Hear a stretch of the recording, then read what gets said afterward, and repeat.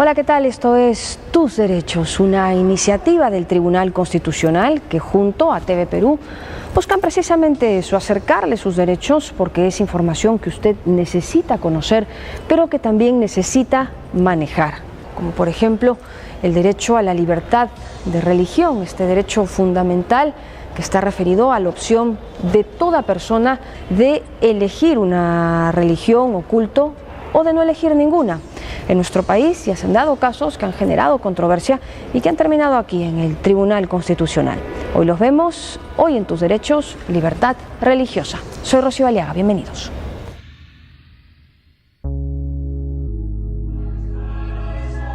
En el camino de la civilización, las religiones, cultos y creencias tienen un camino paralelo. Algunas se lograron capítulos propios poco felices, mientras que otras simplemente se perdieron en el tiempo. Pero ya hacia el siglo XX la situación fue encontrando consenso con las libertades delineadas por los derechos humanos. Ya para 1948 la Declaración Universal de los mismos fue abriendo camino y abriendo amplitud de pensamiento y tolerancia hasta los tiempos de hoy. Tiempos en los que ya somos muchos los países en los que podemos elegir libremente alguna fe con la que nos sintamos identificados y cercanos, o simplemente no elegir ninguna, sin que cualquiera de las situaciones sea motivo de discriminación. De hecho, nuestro país, según la Constitución de 1993, se concibe como un Estado que garantiza la libertad de ideologías y religiones. Es por ello que se le considera un Estado laico, es decir, independiente de cualquier organización o confesión religiosa o de toda religión, en el cual, se supone, las autoridades políticas no se adhieren públicamente a ninguna religión determinada ni las creencias religiosas influyen sobre la política nacional. Aunque la mayoría católica de nuestro país pudiera hacer pensar que ejerce predominancia, de momento en el Perú conviven cerca de 10 creencias. Según el último censo, la mayor parte de la población se identifica como católica, pudiendo no ser practicante, seguida en número de fieles por las iglesias evangélicas, testigos de Jehová, mormones, adventistas, entre otros grupos, como budistas, islamistas, hinduistas y Hare Krishnas. Solo el 2,9% de la población peruana afirma no profesar ninguna religión. Producto de esta convivencia, algunas decisiones que pudieran inclinar las afinidades hacia una religión u otra terminaron en el Tribunal Constitucional, donde la controversia en algún momento involucró hasta el Señor de los Milagros. Lo cierto es que la libertad religiosa está garantizada en la Constitución y por lo pronto por uno de los representantes religiosos más influyentes del mundo, el Papa Francisco. Estas son sus palabras. Es un deber de todos defender la libertad religiosa y promoverla, pues en la tutela de este bien moral se encuentra una garantía del crecimiento y de desarrollo de toda la comunidad.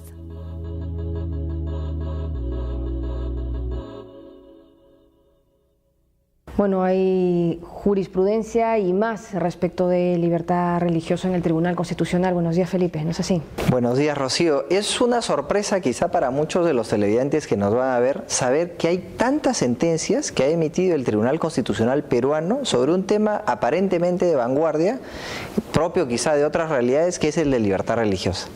Tenemos un sinnúmero de sentencias, un sinnúmero estoy exagerando, quizás son 11, pero para un Tribunal Constitucional es numeroso. Es numeroso, es considerable, y más allá de la cantidad también viene la calidad, discutible o no, pero se trata de una serie de conceptos que se han ido posicionando en el tiempo y que hacen que en las facultades de Derecho estos temas que antes eran un poco considerados como esotéricos, ahora se están discutiendo. Entonces creo que tenemos una magnífica ocasión como para poder tocar alguno de estos temas que no son propios del Perú, que vamos a ver que tienen resonancia en muchas otras realidades que se han discutido en otros tribunales internacionales y que también se han discutido acá. Pero ahora vamos a ver algunas sentencias, algunos casos en particular, como por ejemplo la sentencia referida a los crucifijos y las Biblias, y también el tema del Señor de los Milagros, que fue declarado no como patrono del Perú, sino como símbolo cultural. Exacto, como símbolo de la religiosidad y sentimiento popular, porque efectivamente hubo un momento en el que se presenta un proyecto de ley, y en este proyecto de ley se buscaba identificar al Señor de los Milagros como patrono del Perú. Frente a esto, y dada la ciertamente connotación religiosa, y más que religiosa, incluso católica, que tiene el Señor de los Milagros, hubo un grupo de personas que se manifestaron en oposición a esta pretensión de ese proyecto de ley.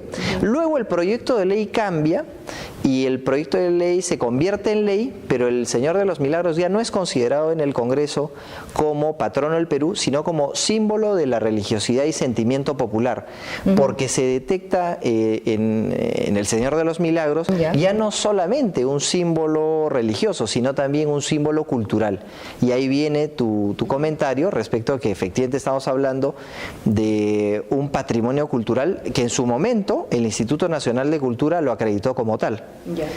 Entonces tenemos no solamente un símbolo puramente religioso, sino también cultural. Ese es uno de los casos que muy, digamos, discutidos, ¿no? que se ha visto aquí, y el otro es el que tú decías de los crucifijos, que justamente se discutió, se resolvió cuando en Europa se estaba tratando un caso muy famoso de crucifijos, pero no en salas y juzgados como en el tema del Perú, sino en aulas educativas. Bueno, que podría también pasar acá, y con la jurisprudencia que ya tiene el tribunal, pues podrían encontrar caminos más acertados, ¿no?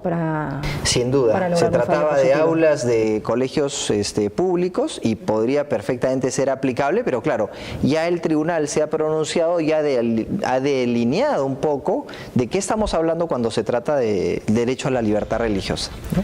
Hoy en Tus Derechos, derecho a la libertad religiosa, pausa y regresamos.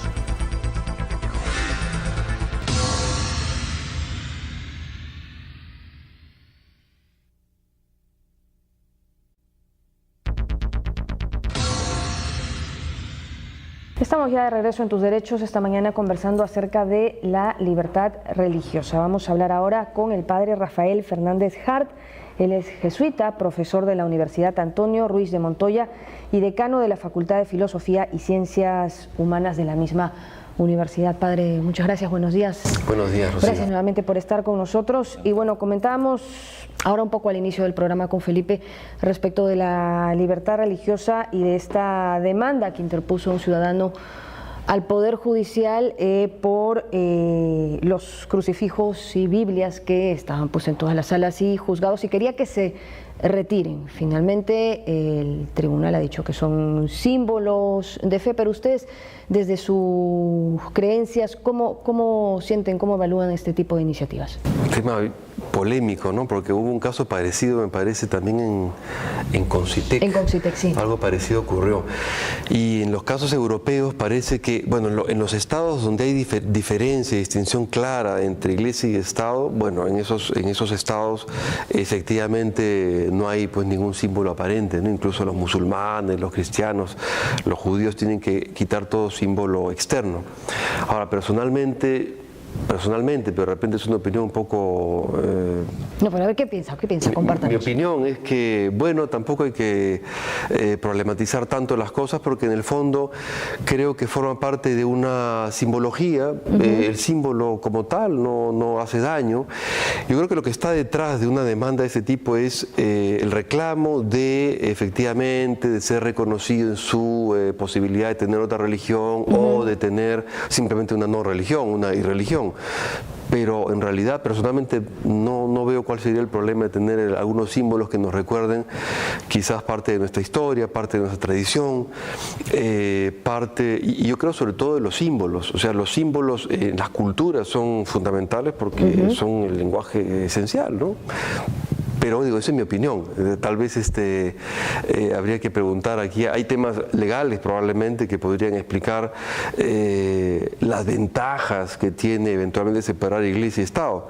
Ahora bien, hay que decir una cosa que es bien cierta. Incluso en los lugares donde se ha separado la Iglesia del Estado, no siempre ha sido fácil separar la religión de la política, ¿no? Son dos cosas diferentes. Y es otro problema, pero bueno, entonces incluso, por ejemplo, en Francia, donde se ha separado la Iglesia y el Estado, bueno, permanentemente tienen estos choques y chispas entre la religión y la política, porque es una cosa no resuelta. Y yo no creo que se resuelva necesariamente solo con una ley, me parece. O sacando crucifijos. O sacando crucifijos, o poniendo no sé qué cosa, o poniendo... En fin, no creo que sea la solución.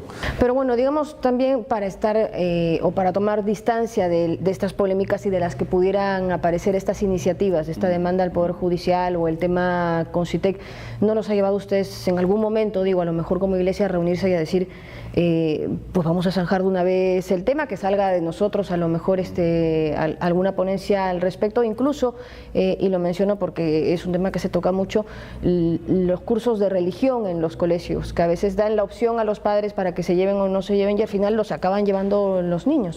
Y una buena parte, ¿no? Sí.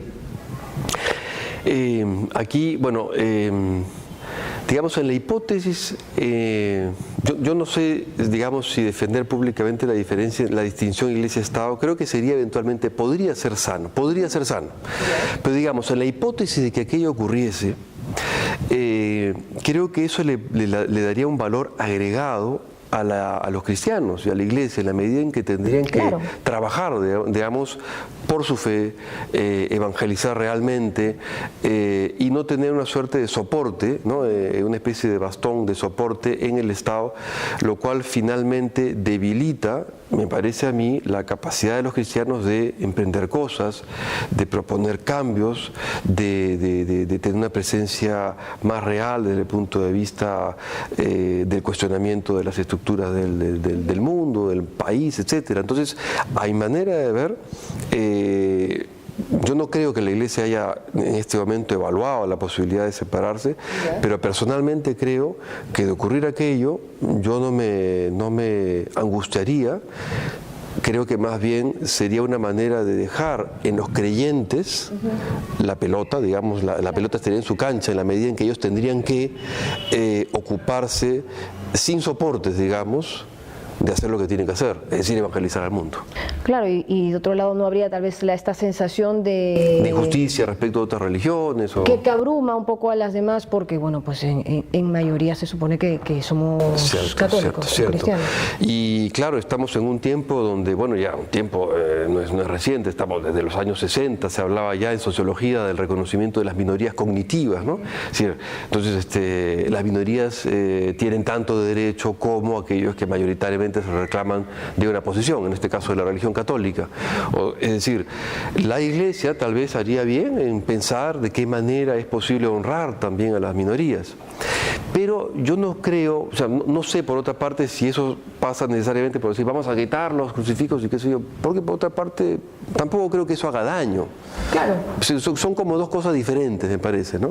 Como el caso de el patrono del Perú, que en algún momento se pensó nombrar al Señor de los Milagros y al final ha quedado como patrimonio cultural, a lo mejor para no herir susceptibilidades. Cierto. Y bueno, junto con el Señor de los Milagros, además todas las devociones que tenemos en el Perú, a lo largo y ancho del Perú, pasando por el Señor de Tiahuaca, la Virgen de Chapi, en fin, conocemos. Claro, eso es un poco que se ha hecho la diferencia entre patrono del Perú y patrimonio cultural, exacto. Porque ya hay este tipo de respuestas, pero de momento pues nadie se ha decidido a impugnar tal vez algún patrono ya designado. Por ejemplo, nadie ha impugnado a Santa Rosa como patrona de la policía pero podría pasar. Podría ocurrir, ¿no? Podría ocurrir. Cierto, estamos en un tiempo donde todo es posible, ¿eh? Es decir, es un tiempo donde no se debe descartar ninguna hipótesis, ninguna posibilidad. Yo creo que lo importante está en ver las condiciones del diálogo.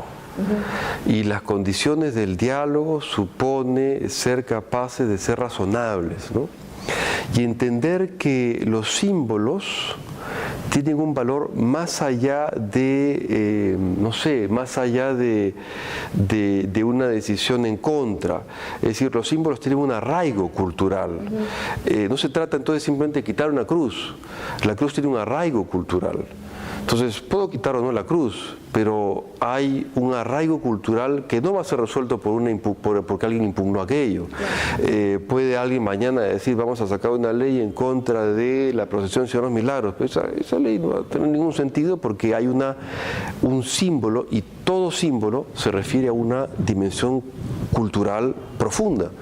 Entonces, hay manera de ver, de lo que se trata, más que de impugnar cosas, es de ver, de sentarse, no sé, habría que pensar las condiciones para un diálogo y ver de qué manera se puede honrar a aquellas minorías que no se sientan excluidas, que no se sientan separadas o reducidas en su derecho legítimo de decir, bueno, yo no tengo esta devoción. Y bueno, a lo mejor siguiendo un poco este ánimo, esta brisa concertadora del Papa Francisco, iniciar un diálogo que estamos de acuerdo en que sería saludable, tal vez retroceder un poco para no abrumar tanto y luego caminar sobre seguro, respetando a las minorías. Cierto, ¿de acuerdo? Cierto, totalmente de acuerdo. Muy bien, entonces muchas gracias por haber conversado con nosotros esta mañana. Ha sido el padre Rafael Fernández Hart. Nosotros nos vamos a la pausa, regresamos con más en Tus Derechos.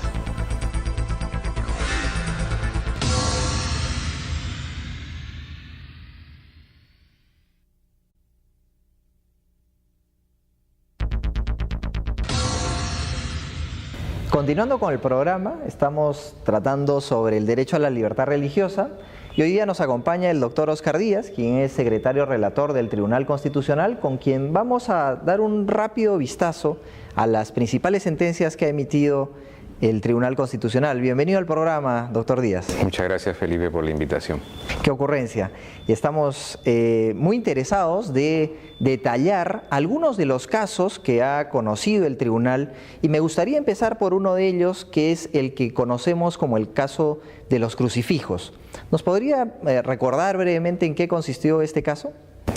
Primero, creo yo que es importante situar el momento en que el Tribunal Constitucional expide este fallo, ¿no? Que es marzo de 2011, porque casi simultáneamente otros tribunales se pronunciaron sobre un tema similar, ¿no? Es decir, la presencia del crucifijo en espacios públicos. Y habría que empezar por mencionar el Tribunal Europeo de Derechos Humanos, en el caso Lauzi contra Italia, en el cual unos padres reclamaban el retiro de los crucifijos de las aulas de la escuela pública a la que asistían sus hijos, por afectar, según le decían los padres, la libertad religiosa de ellos y de sus hijos y el derecho a educarlos en las convicciones que los padres eligen para los hijos. Esta pretensión fue rechazada en la jurisdicción interna italiana. Acudieron al Tribunal Europeo de Derechos Humanos en Estrasburgo. Una primera decisión del Tribunal Europeo les dio la razón a los padres, pero luego, en última instancia, la gran sala del Tribunal Europeo de Derechos Humanos rechazó la pretensión y dijo que no afectaba la libertad religiosa el hecho de que en las escuelas públicas italianas estuviera presente un crucifijo. Pero mientras en las aulas italianas se discutía sobre la presencia de los crucifijos, en el caso peruano era sobre la presencia de estos en las salas y juzgados de las cortes a nivel nacional. Así es. Y ese es el caso que conoce el tribunal situado en este contexto, porque curiosamente se discuten casi paralelamente el caso que usted comenta, el Lauzi, con el caso que conoció el Tribunal Constitucional. También quería mencionar a este respecto lo resuelto también alrededor de marzo de 2011 por el Tribunal Constitucional Austríaco, también en una pretensión similar a de estos padres italianos que pedían el retiro de los crucifijos en las aulas de las escuelas de la escuela pública a la que asistían sus hijos. También fue rechazado por el Tribunal Constitucional Austriaco por entender que no afectaba la libertad religiosa la presencia de este símbolo. Y una situación parecida a la pretensión que se dio aquí en el Perú ocurrió en Italia. No, pero el caso no era de un abogado litigante como en el caso peruano, sino de un juez que pedía que se retiraran todos los crucifijos de los despachos judiciales. Entonces, el Poder Judicial italiano le dijo, bueno, si es que le causa algún problema el crucifijo en su despacho, no tenemos ningún problema de retirárselo. pero este juez dijo, no quiero solamente que me retiren el crucifijo de mi despacho, sino de todos los despachos judiciales. Y esto me lleva a reflexionar, porque usted comentaba de la tradición cristiana que tienen los países, como el caso peruano, pero en la sentencia se recoge también un caso curioso, recogido de la doctrina comparada, en este caso de los Estados Unidos de Norteamérica, donde la Corte Suprema de aquel país también se pronuncia sobre un caso similar. ¿Usted lo recuerda? Sí, claro, es el caso Marsh versus Chambers de 1983, resuelto por la Corte Suprema Federal norteamericana, donde parte de que alguien reclama que las sesiones de las cámaras legislativas en Estados Unidos se inician con una oración dirigida por un pastor, por un capellán remunerado con fondos públicos. Entonces alguien objetó esta práctica argumentando que iba contra la primera enmienda de la Constitución norteamericana, que establece pues que el Estado no puede tener o declarar ninguna religión como oficial del Estado. Claro, y estamos hablando de los Estados Unidos, un Estado laico por excelencia, ¿no? Por supuesto. La Corte Suprema norteamericana en este caso resolvió que se trataba de una costumbre secular, de más de 200 años, ¿no? En la cual las sesiones legislativas se iniciaban con la oración dirigida por este pastor, ¿bien? Y por tanto ya no propiamente tenía un significado religioso la práctica de abrir las sesiones con esta oración, sino cultural. Así es, dice textualmente la Corte Suprema norteamericana que estaba enraizado en el tejido social. Bien, esta práctica, ¿no? Y por tanto, en modo alguno afectaba la laicidad del Estado proclamada o consagrada en la primera enmienda de la Constitución norteamericana. Y en ese mismo caso, del caso Crucifijos, también se hace referencia a que en las declaraciones a las que se ven sometidas todas aquellas personas que son interrogadas en procesos penales, se les solía preguntar, una pregunta clásica, ¿qué religión profesaba? Respecto de eso también el demandante interpone un proceso de amparo, es otra pretensión, y el tribunal se pronuncia. ¿Qué dijo el tribunal en aquel sentido?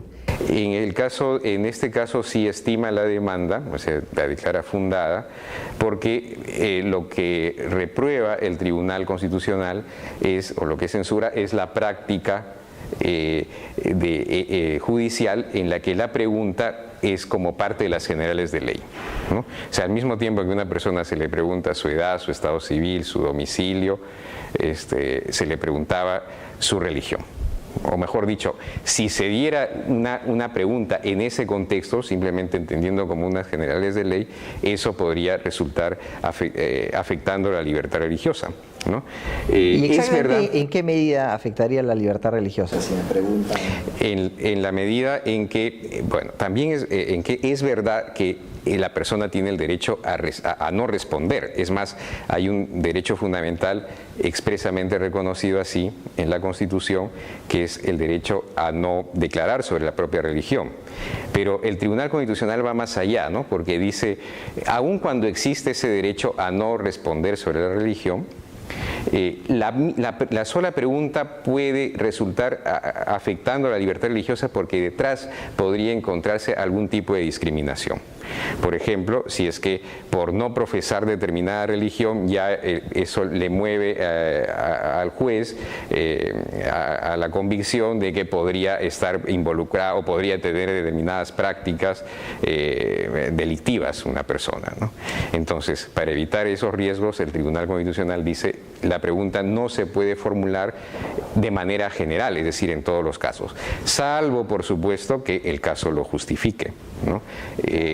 Podría ser, por ejemplo, un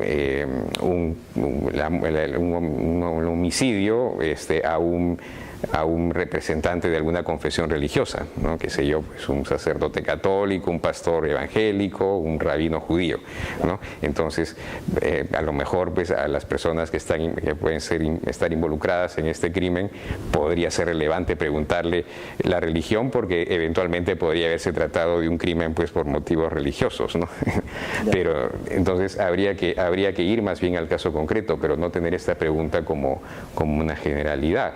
Y resulta también interesante mencionar que luego de esta sentencia y lo que se dispone sobre el tema de la pregunta de la religión, el Poder Judicial emitió una directiva que se ocupaba del asunto para decir pues que no era dable que en todos los casos se cumplió con ejecutar la esta pregunta. Muchas gracias, doctor Díaz, por su participación en el programa, y ahora nos vamos a la siguiente secuencia con las frases principales. La Iglesia tal vez haría bien en pensar de qué manera es posible honrar también a las minorías.